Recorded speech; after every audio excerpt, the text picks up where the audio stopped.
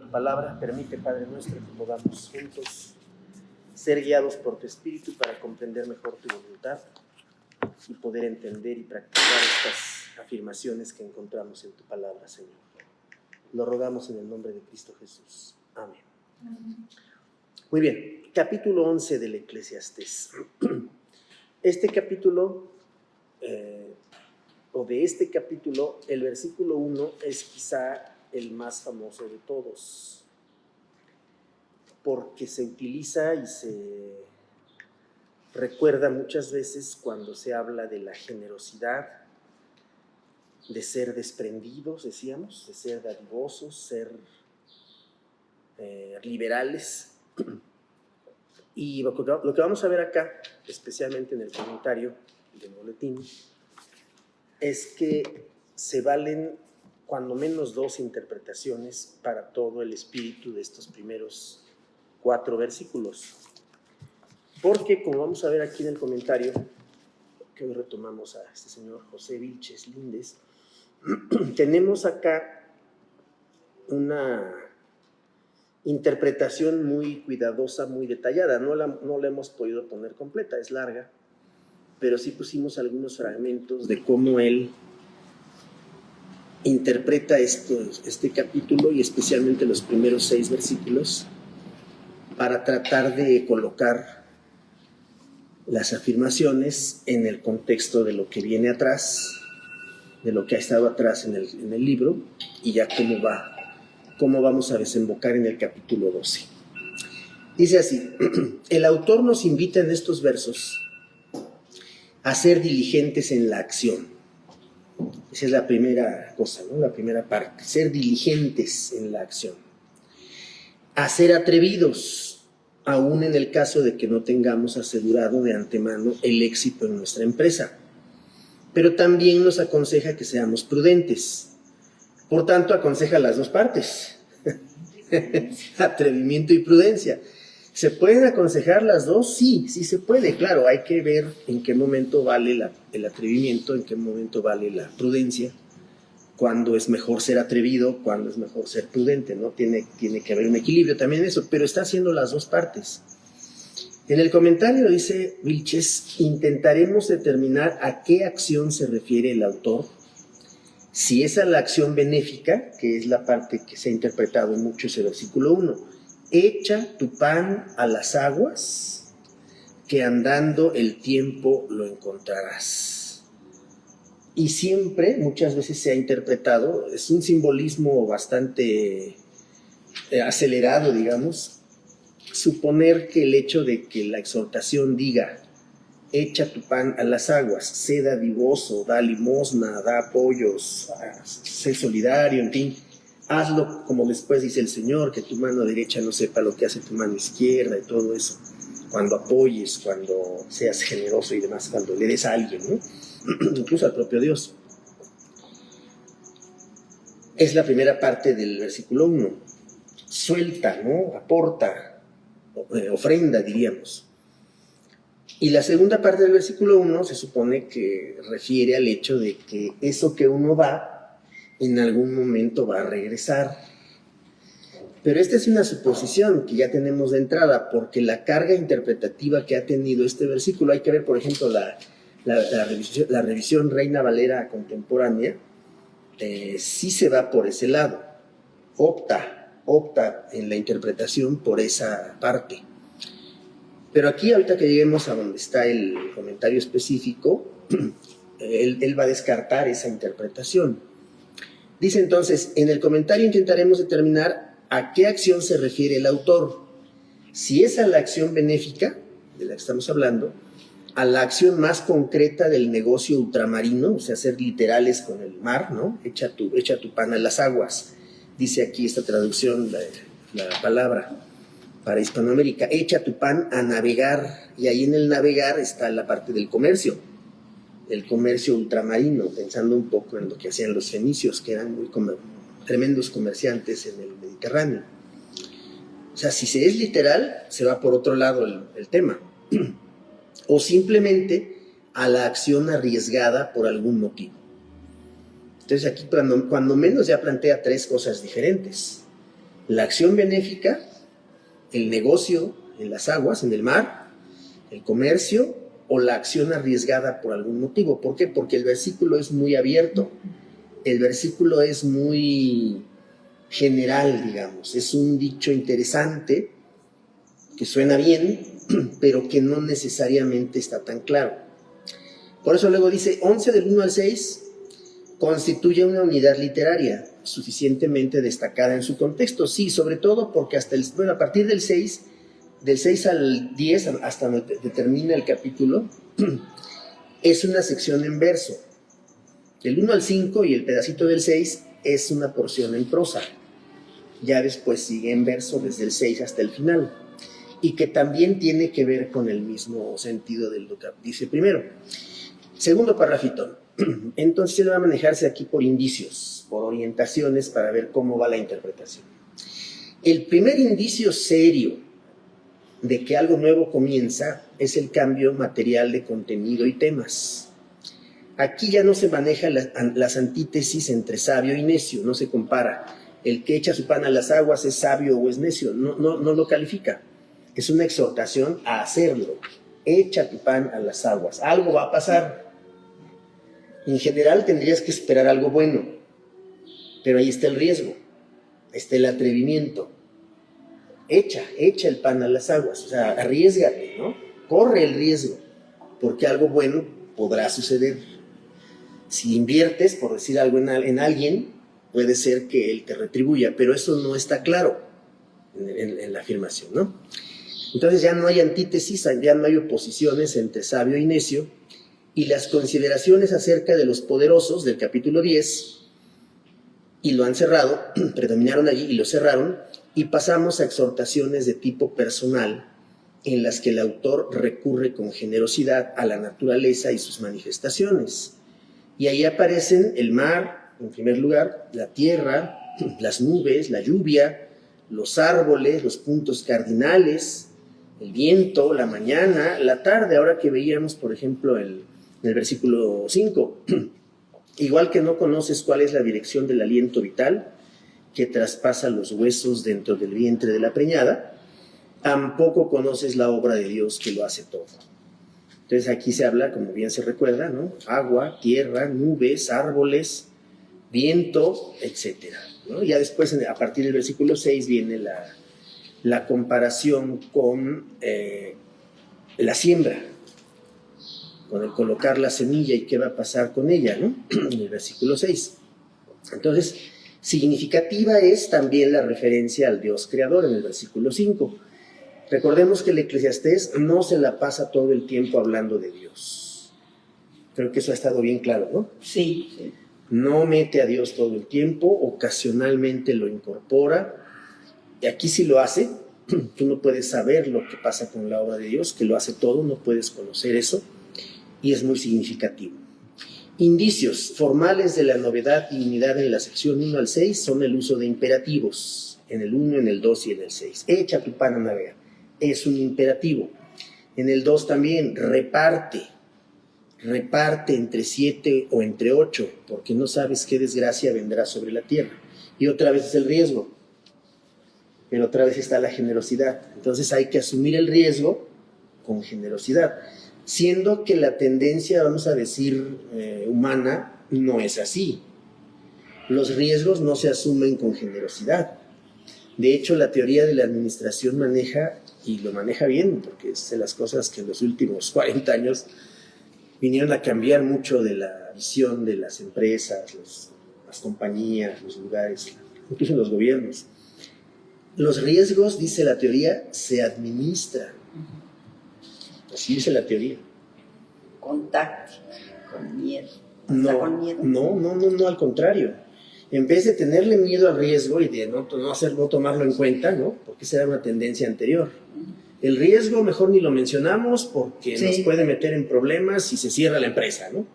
No, al contrario. En vez de tenerle miedo al riesgo, hay que asumirlo. Y la teoría esta dice, hay que administrarlo.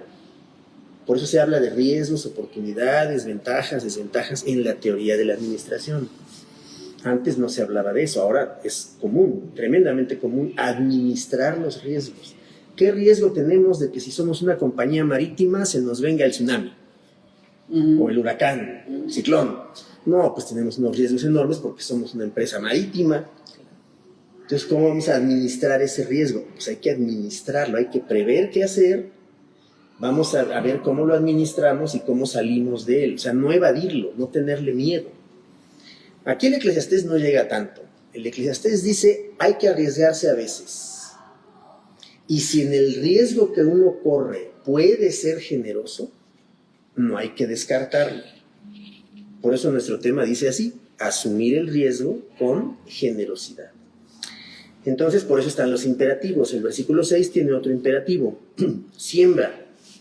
Entonces los imperativos son, echa tu pan, reparte y siembra.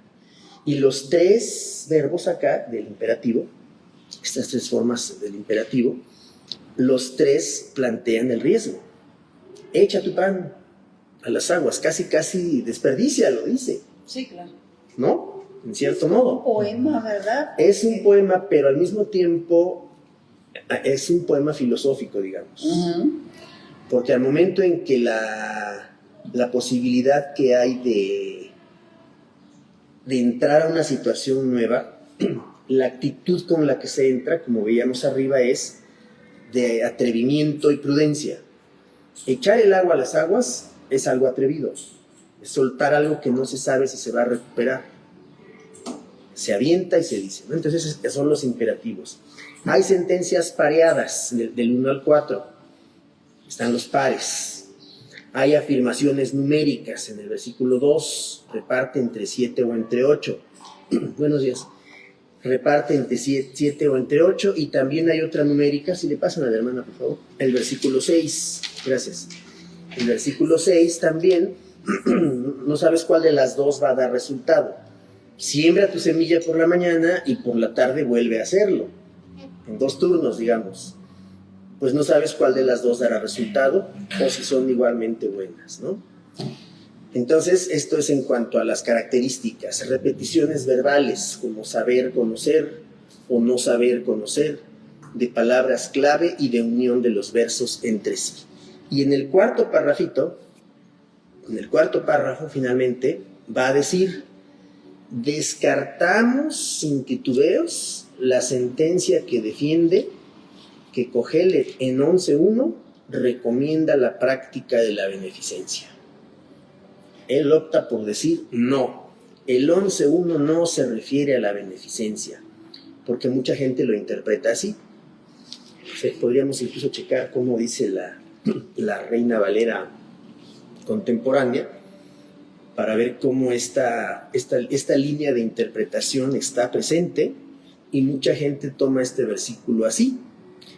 Ahora les vamos a decir cómo dice la Reina Valera contemporánea. Echa tu pan sobre las aguas, después de muchos días lo encontrarás. Así tal cual. Sí, porque hay otra versión por ahí que dice, bueno, podríamos ver varias. Después de algún tiempo volverás a encontrarlo, Volverás a encontrarlo, sí. Complejo, porque pues sí se abre. Bueno, cuando hace un negocio una persona, pues casi dice, sí, voy a ganar, porque está, o sea, va con toda la fe y la esperanza de que sí resulte, ¿no?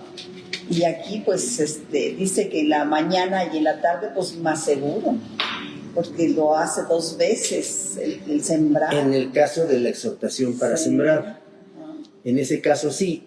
Pero entonces aquí lo que a mí me interesaba mucho que viéramos es que este autor descarta la interpretación del 11.1 como recomendación o como exhortación para practicar la beneficencia. Él dice que no, porque hay que recordar cómo dice el 11.1: echa tu pan a las aguas y andando el tiempo lo reencontrarás o lo volverás a hallar. Ahora, si entramos a otro terreno literario que también está muy presente en la Biblia, este versículo primero también podría ser un enigma.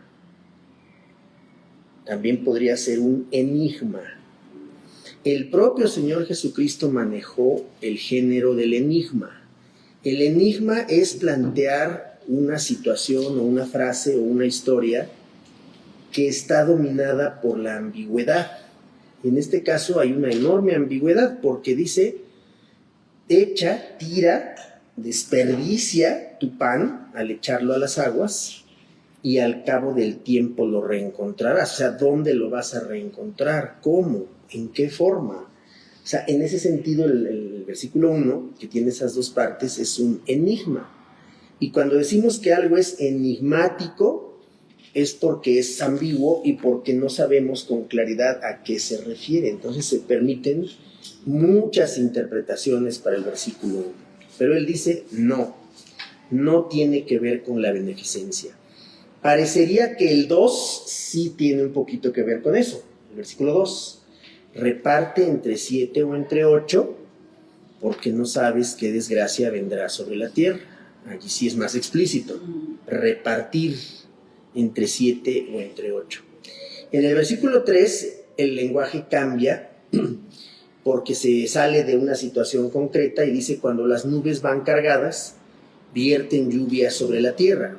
Digo, eso no, todo el mundo lo sabe, digamos, ¿no? Cuando el árbol cae al sur o al norte, en el lugar donde cae, allí se queda. No se mueve de ahí, ahí se queda. El que solo observa el viento, no siembra. El que solo mira a las nubes, no ciega. Este es más explícito y tiene que ver también con la perspectiva que se tenga sobre la agricultura y demás. Entonces dice él eso. Ni del texto ni del contexto se deduce esto necesariamente, ni mucho menos está de acuerdo con la manera de pensar de Kohelet la idea de una recompensa.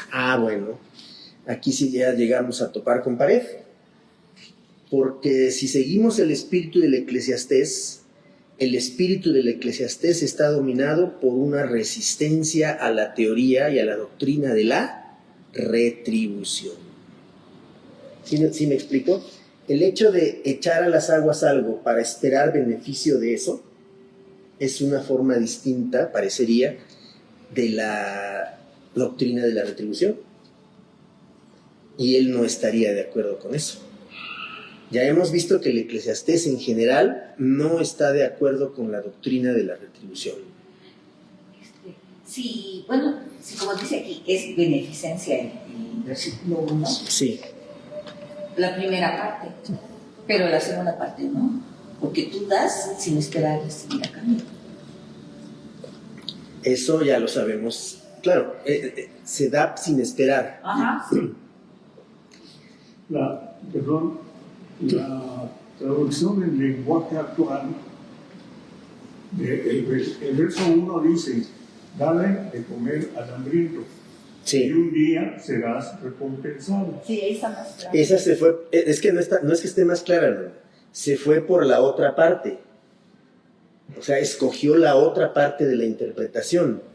Para que nos entendamos, todas las traducciones bíblicas tienen la posibilidad de optar por una línea o por otra.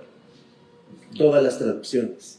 Cuando está el traductor enfrente del texto original y está pensando cómo traer ese texto original a nuestro idioma, tiene que ver justamente, tiene que valorar el traductor si efectivamente lo que va a decir está en consonancia con el resto de lo que el texto enseña. Aquí habría que discutir eso, porque ahí el traductor abiertamente se fue por ese lado. Si uno ve, incluso estadísticamente, el resto de las traducciones, y ahora en internet se puede hacer eso, uno puede colocar un texto y puede buscar todas las traducciones que hay en nuestro idioma, y eso nos ayuda muy bien a ver. Por ejemplo, ahorita podríamos hacer la comparación. Ahorita hemos mencionado solamente 3, que son muy poquitas. Tendríamos que valorar cuando menos unas 10, por así decirlo, ¿no? Para ver cómo es que se fue cómo es que los traductores optaron por una traducción u otra. Vamos a hacer el ejercicio. Eclesiastés 11:1. Nos dice aquí en internet, en todas las traducciones en español, aquí ya sale, echa tu pan sobre las aguas, que después de muchos días lo hallarás. Es la LBLA, Biblia de las Américas. Echa tu pan sobre las aguas que después de muchos días lo hallarás. Y así sigue, Dios habla hoy, echa tu pan al agua, después de algún tiempo lo encontrarás. NBLA, otra vez que después de muchos días lo hallarás. La NBB dice, sé generoso en dar, pues más tarde volverán a ti tus regalos. Esa traducción se fue hasta el extremo. La Nueva Traducción Viviente, envía tu grano por los mares y a su tiempo recibirás ganancias. Esa se fue por la del negocio, El negocio, sí, claro. que es la segunda opción. La CST, lanza tu pan sobre el agua, después de algún tiempo volverás a encontrarlo. Es ambigua. Palabra de Dios para todos, a donde quiera que vayas, haz el bien, que después de un tiempo el bien que hagas te será devuelto. BLP es la palabra. Echa tu pan a navegar y al cabo del tiempo lo encontrarás. La misma de acá. La 2015, echa tu pan sobre las aguas porque después de muchos días lo volverás a encontrar. Y aquí viene el énfasis de los muchos días. ¿Sí? Y así sigue. Diga. Entonces podemos pensar en tomar, por ejemplo, ese versículo como queramos, pensando en un negocio, pensando Es que el texto da para los tres. Es que el texto da para las tres.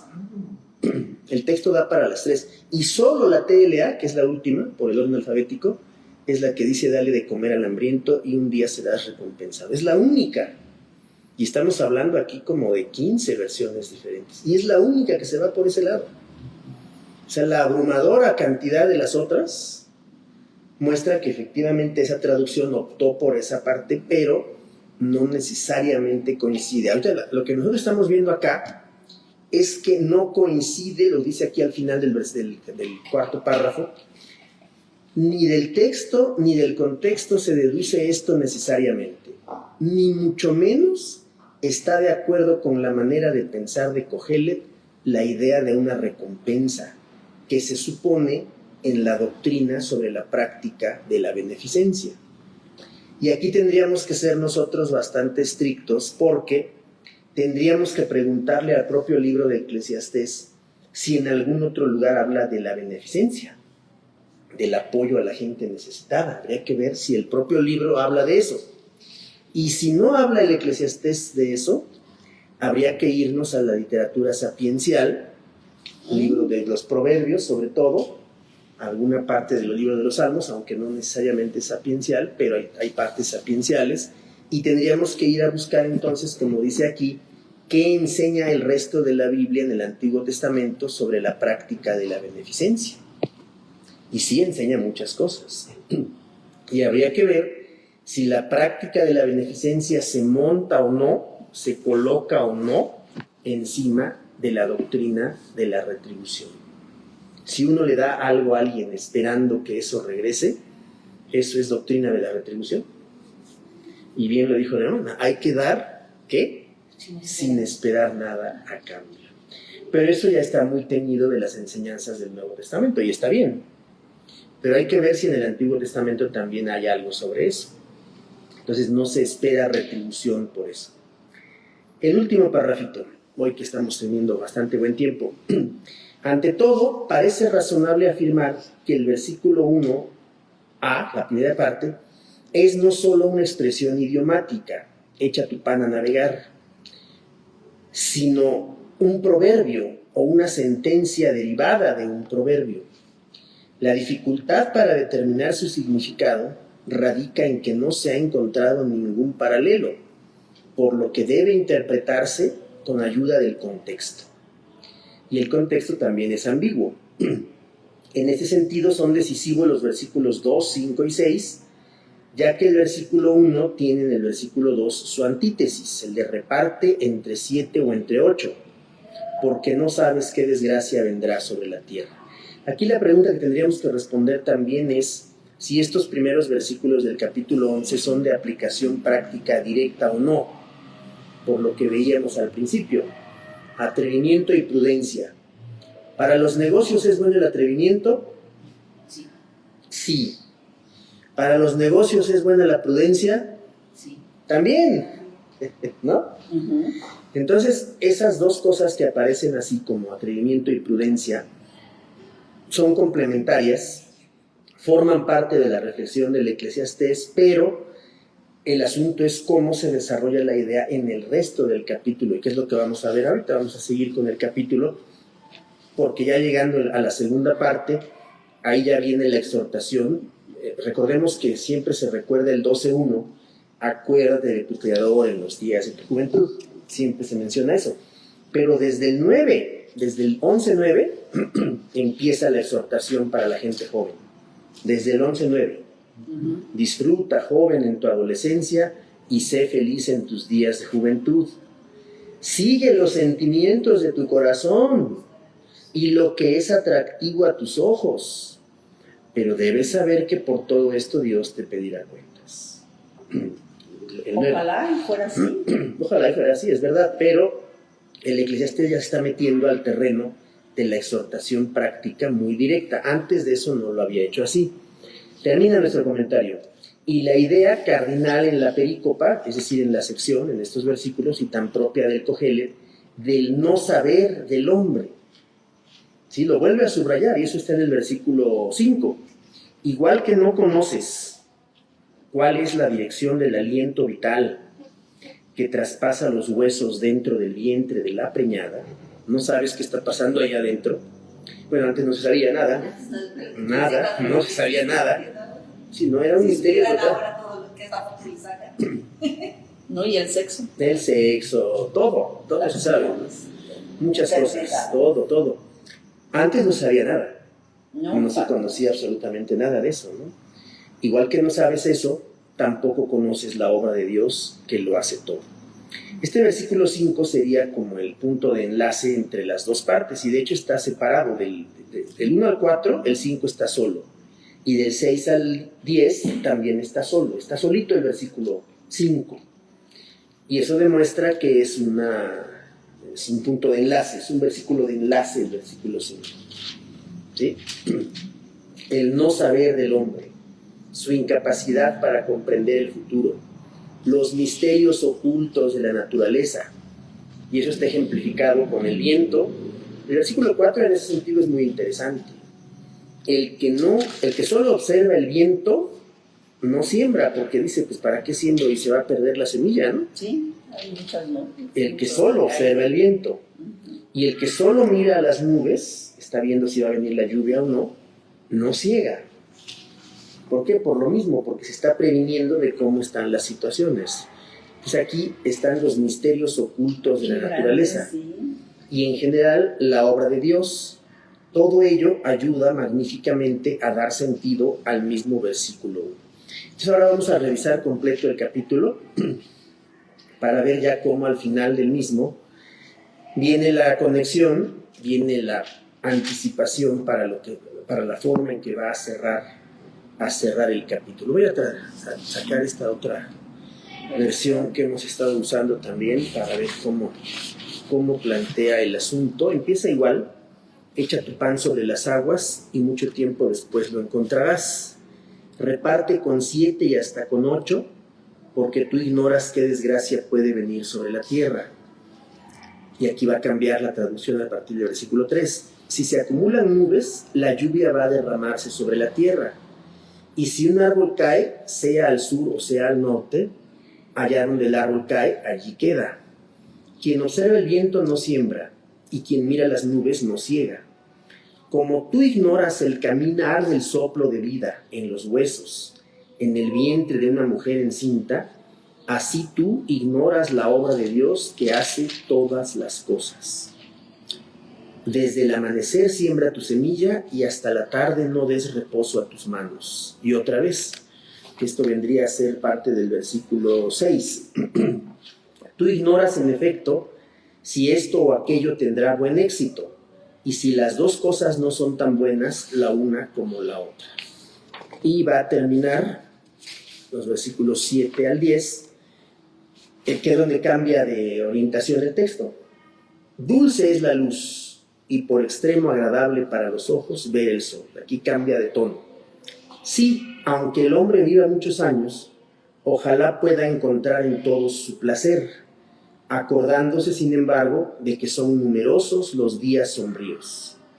Todo lo que ocurre es absurdo. Termina el versículo 7, que en este caso es 7 y 8, el versículo 8. Que ahorita sería bueno que viéramos también en las demás versiones cómo termina ese versículo 7. Todo lo que se avecina es ilusión. Y aquí le llama absurdo. Alégrate, joven, durante tu juventud y que tu corazón te haga dichoso en los días de tu adolescencia. Anda por los caminos de tu corazón y según lo que ven tus ojos. Mas sábete que sobre todo esto Dios te llamará a juicio. Aparta la tristeza de tu corazón y expulsa el mal de tu carne, porque la juventud y la edad de cabellos negros son decepción. Y aquí se va con el color de los cabellos también.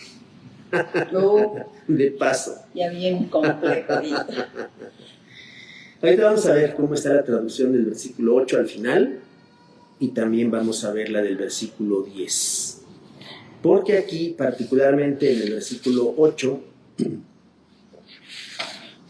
aquí el comentario nos va a decir que, y hay un comentario interesante, dice, en todo caso, Kohelet no se comporta como un viejo avinagrado, consciente de su superioridad, pesimista para con el comportamiento de los jóvenes.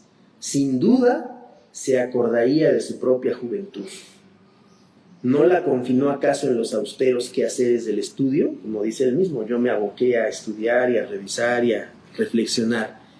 Piensa, en fin, que la juventud merece ser vivida tal como se presenta, porque el tiempo es irreversible. ¿Sí? Entonces ahorita vamos a ver el versículo 8 y el versículo 10. Y el 10 tiene el mismo sentido. Vuelve a decir lo mismo en forma negativa. Descarta de ti la tristeza y todo lo que es desagradable. Pero el viejo maestro no puede por menos de recordar la precariedad de los años de cabellos negros. También esto es una decepción, viento que huye. Y entonces, aunque había cabellos negros, había precariedad. O sea, era lo uno por lo otro, ¿no? Es que falta sabiduría en la juventud, ¿no? Por supuesto. La juventud es maravillosa, por supuesto que sí. Y en la vejez el olvido. Yo creo que Como una posibilidad. no tanto el olvido, sino que ya se valoran otras cosas, ¿no? Se valoran cosas diferentes. El contraste que hay entre juventud y, vamos a decir, no vejez, porque tampoco se trata de eso. Juventud y experiencia, digamos, para no ser tan extremos, ¿no? Así es. Juventud y experiencia, ¿qué es lo que se plantea siempre, incluso ahora en los trabajos, ¿no? ¿Cómo me piden experiencia si no me dejan tenerla? Se pide que haya gente muy joven con experiencia. No se pueden las dos cosas. La gente se queja mucho de eso, Sí, claro. actualmente, ¿no? ¿Cómo me piden experiencia si no la tengo? Si para eso quiero adquirirla, ¿no? Deseo adquirirla y aún no la tengo. Entonces ese es el contraste que maneja acá. Lo que sí sería interesante sería ver otra vez el versículo 6. Por la mañana siembra tu semilla y por la tarde repite la tarea, pues no sabes cuál de las dos dará resultado o si son igualmente nuevas. El versículo 5 y el 6 subrayan el no saber. El no saber para el versículo 5 consiste en no conocer la obra de Dios que lo hace todo. O sea, hay una ignorancia, vamos a decir, moral y espiritual, que es bastante obvia porque no conocemos lo que Dios hace. Es una ignorancia, vamos a decir, normal, habitual. No conoces la obra que Dios está haciendo en el versículo 5, pero en el versículo 6 también estamos a expensas de cosas que no sabemos si son igualmente buenas. No sabes cuál de las dos dará resultado o si son igualmente buenas. Si vas a quedar tablas, como se dice en el versículo 6. Y el cambio de tono que empieza en el versículo 7, pues ya va en cambio. Podríamos decir incluso, de hecho así está planteado aquí en la división de los textos, no sé cómo está en las demás Biblias. Sí, también está. Desde el versículo 9 arranca el final del libro. Ah, sí. Sí. Ah, desde el 9. Sí, porque aquí está el subtítulo, Consejos para la Juventud. Aquí en esta edición de la Biblia no plantean lo de la juventud, dice conclusión, luces y sombras de la vida. No se va con la cuestión de la edad, aunque sí se trata de eso, pero el asunto empieza desde el versículo 7. Aunque aquí está desde el 9. No, empieza desde el 7. No, desde antes. La conclusión empieza desde el versículo 7. Dulce es la luz y un placer para los ojos ver el sol. Amanecer todos los días, ¿no? Y Sí. volver a despertar. Es hermoso eso, es dulce, es un placer.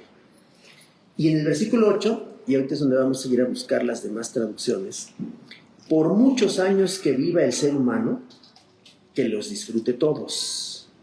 ¿Esto a qué escuela filosófica corresponde de las que hemos visto? ¿A qué escuela filosófica corresponde? Hemos visto De cuando... gozar todo. Sí, pero ¿a qué escuela filosófica? Hemos visto 3 escuelas filosóficas aquí. Sí. Tres. Positivo que es la felicidad. Sí, el epicureísmo. Epicureísmo. Ese es el epicureísmo. El estoicismo es Que el controlarse, detenerse, valorar el sufrimiento y aprender de él.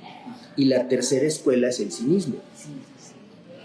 El cinismo, que es casi anarquismo, plantea que las cosas van llegando y como vayan llegando hay que tomarlas, a veces para bien y a veces para mal. Entonces el cinismo aquí no es una mala conducta. El cinismo aquí es una escuela filosófica, son 3 escuelas filosóficas.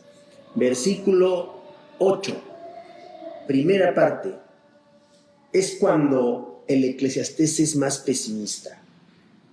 Cuando el Eclesiastés es más pesimista es cuando se deja llevar por el epicureísmo. Cuando quiere ser más moral, una cierta orientación es más estoico.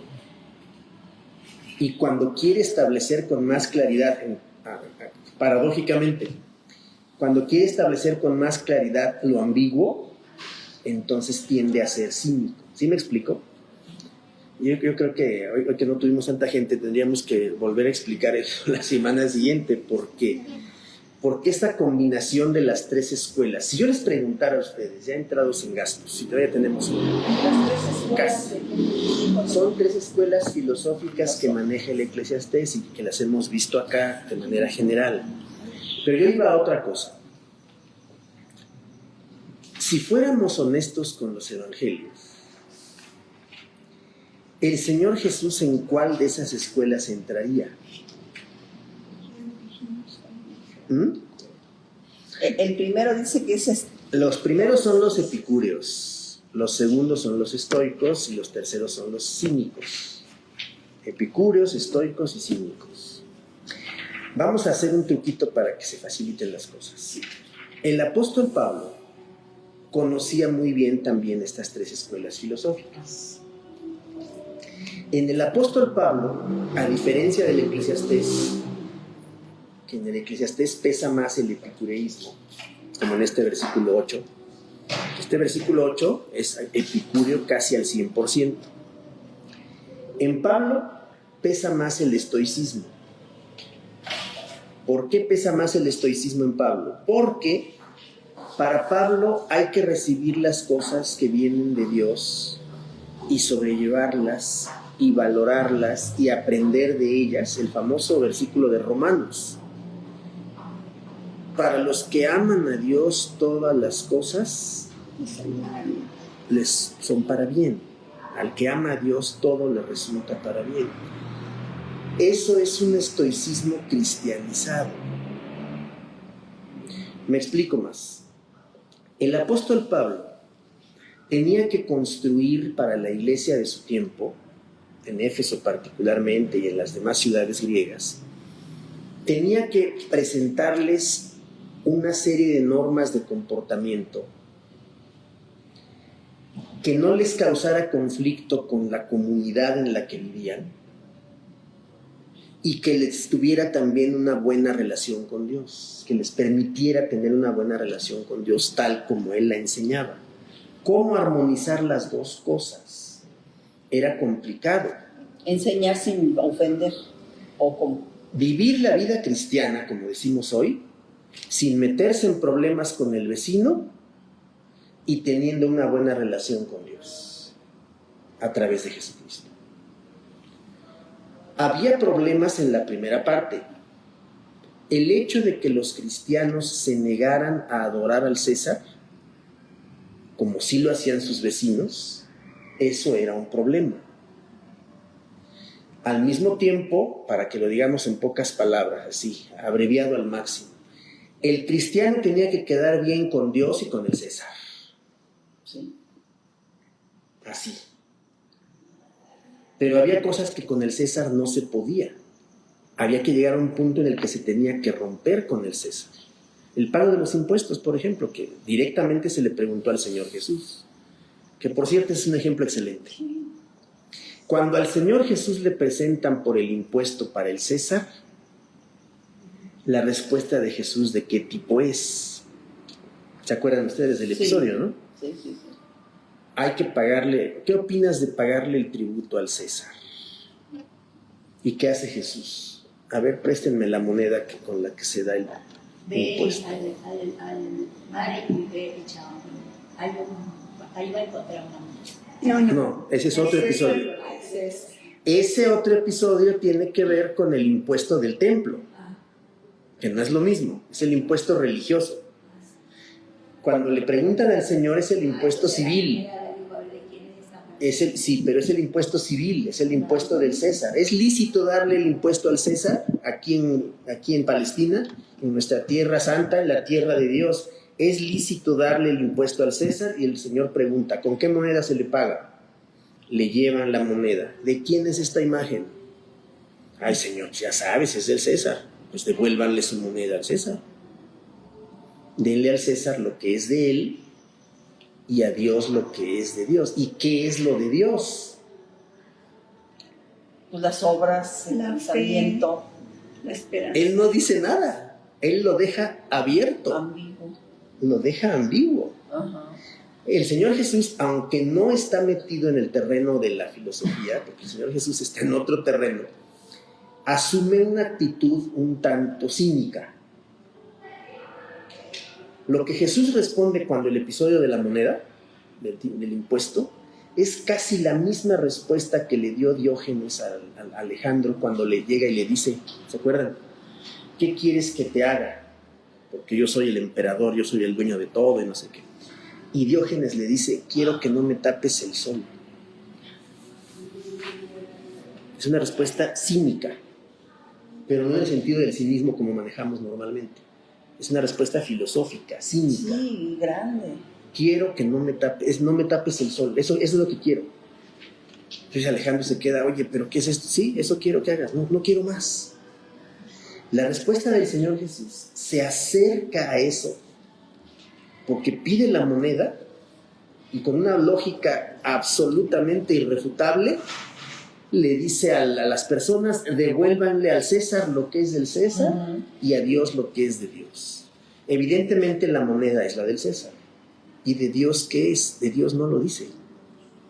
Queda abierto. Queda ¿Eso es ambiguo. estoico? Tiende, lo que hace Jesús tiende al cinismo. No tiende a eso. Tiende, no porque Jesús fuera eso. No era parte de esa escuela, pero se parece. Y el Señor Jesús, como lo decíamos el otro día al final, hace 8 días, el Señor Jesús tiende al anarquismo. Tiende al anarquismo. Y ahí sí hay que usar el ejemplo de la hermana. Cuando al Señor Jesús le van a decir y a reclamar, ahí sí le van a reclamar, oye Señor, sabemos que no has pagado tu impuesto del templo. Va como el SAT, ¿no? Le llega el citatorio, oye Señor, no has pagado el impuesto del templo. Le dicen, sí es cierto. Y Jesús no lo niega y dice, es verdad, no lo he pagado. Pues vamos a cumplirles el pago y vamos a hacerlo. Y entonces manda a una persona al agua más cercana, al laguito, me sacan un pez de ahí, me abren el pez y adentro del pez está el pago. Eso es un milagro, evidentemente. Pero el Señor Jesús se sale del sistema. El Señor Jesús no trabaja. El Señor Jesús no está entregando un resultado de su trabajo material, físico, humano, no está entregando algo como eso. Él se sale del sistema y para salirse del sistema hace un milagro. Y mediante ese milagro, que a él en particular le permitió salir del sistema, pudo cumplir. Saquen la moneda y vayan y paguen. Qué grandeza. Es que es más que grandeza. Ay, El Señor Jesús con eso nos muestra a nosotros que es algo que nosotros no podemos hacer. Nosotros que no somos el Señor Jesús, no nos podemos salir del sistema. no. El SAT ya nos tiene en sus registros y somos consumidores y contribuyentes cautivos. Estamos registrados con un número, con el rostro, incluso con las huellas digitales. Estamos amarrados al sistema, no nos podemos salir. ¿Cómo podemos dejar de pagar un impuesto? Bueno, sí, si lo hacemos se nos viene encima el sistema, nos castiga, nos quita, etc. Solo el Señor Jesús podía hacer eso. ¿Ese pasaje dónde está? Ahorita lo checamos. Sí, Ahorita yo lo también no checamos. lo había visto. Sí, claro, es el impuesto del templo. Ahorita lo podemos buscar sin Que en ese ningún- tiempo se aplicaba. Sí, pero era para el templo. Sí, Y era un impuesto, hay que decirlo, espurio, porque el templo ya no obedecía a las instancias originales de Dios, Además. ¿no? Porque era un templo corrupto. ¿Sí? Era un templo corrupto.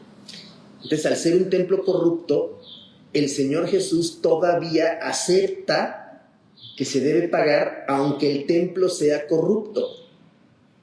No se metió en averiguación. No se metió en averiguaciones. Dijo el Señor, los ciudadanos del reino no tienen que pagar impuestos. Sin embargo, para que estos cobradores no se enojen, ve al mar y echa tu anzuelo, ábrele la boca al primer pez que saques y ahí encontrarás una moneda. Toma ese dinero y paga mi impuesto y el tuyo. Mateo 17, 24 al 27. El Señor se sale del sistema, nosotros no Mateo, podemos. ¿verdad? Mateo 17, 24 al 27. El Señor Jesús no se puede salir del sistema. El Señor se pudo salir del sistema, nosotros no podemos. Y por eso estamos en un dilema todo el tiempo. Hoy estamos cumpliendo con una voluntad ciudadana, con una responsabilidad ciudadana. Hoy. ¿Podemos evadirla? Sí. ¿Debemos evadirla? No. ¿Por qué? Porque nuestra ciudadanía del reino, volviendo a la frase del propio Señor, nos lleva a también cumplir con todas las demás ciudadanías que hay según nuestra conciencia. De ahí no se mete nadie. ¿Sí me explico? Sí, sí, sí. Entonces, para que cerremos nuestro tema de hoy, entonces el Señor Jesús se sale del sistema y critica al sistema haciendo eso. Y dice esas palabras importantísimas. Los ciudadanos del reino no tienen por qué pagar eso. Pero como estamos aquí históricamente, tenemos que hacerlo. Ve, saca la moneda del pescado y pagas mi impuesto y además el tuyo, de la persona que lo fue a Sí, hacer. sí, entendía. Y entonces eso es anarquismo. Se acerca al anarquismo, entre comillas. Es una actitud casi cínica y también tiende al anarquismo. Van y pagan el impuesto del Señor y al Señor no le pueden reclamar y decir, no, el Señor no pagó, el Señor Jesús no pagó su impuesto. No, sí lo pagué. ¿De dónde salió la moneda? No sabemos, pero lo pagó. Pero él y los testigos de eso supieron que el Señor Jesús se salió del sistema. No trabajó nunca para el sistema. No dio impuestos de ese trabajo, porque el trabajo que el Señor hizo fue estar al servicio del reino, y ese trabajo al servicio del reino no podía generar impuestos. Es un trabajo sui generis. Por eso lo dice así, los ciudadanos del reino no tienen por qué pagar impuestos. Pero estamos atrapados en el sistema nosotros, a diferencia del Señor Jesús. Entonces tenemos obligaciones fiscales, obligaciones sociales, obligaciones políticas, familiares, laborales, etcétera, que tenemos que cumplir. No nos podemos salir del sistema. Solo el Señor Jesús se pudo salir gracias a eso que hizo. Los que lo vieron dijeron, caramba, Caramba. Pues sí, ahorita nos maravillamos. Ir y sacar el pescado, el pez, y ahí está la moneda. O sea, ¿a qué hora se comió la moneda, el pez aquel? No, O sea, y lo atracó. a ver cómo. Sí. Y cómo sabían que iba a llegar en ese momento para. O sea, es un milagro total. Pero es un milagro sociopolítico y económico. Qué cool. Porque el Señor Jesús también está evidenciando lo espurio de ese templo. El templo lo controlaba la familia de Herodes y era un sacerdocio corrupto el que controlaba el templo. Entonces hay que ver hoy nosotros cómo estamos en términos del impuesto religioso. Nosotros, como no somos católicos romanos, no le debemos el impuesto a Roma, a la iglesia romana. Ellos mandan un impuesto. Sí, pero nosotros como iglesia, ¿qué tipo de impuesto le pedimos a la gente? O sea, no es impuesto, es algo voluntario. Sí, para la grandeza de su palabra. Sí, para cumplir, para que las cosas se mantengan en la iglesia y demás, ¿no? Claro. Habría que ver si a eso también le Y podemos. acá no, ¿verdad? Acá se va a Roma. Claro. Oh, bien. Muy bien, pues ya terminamos y nos vamos.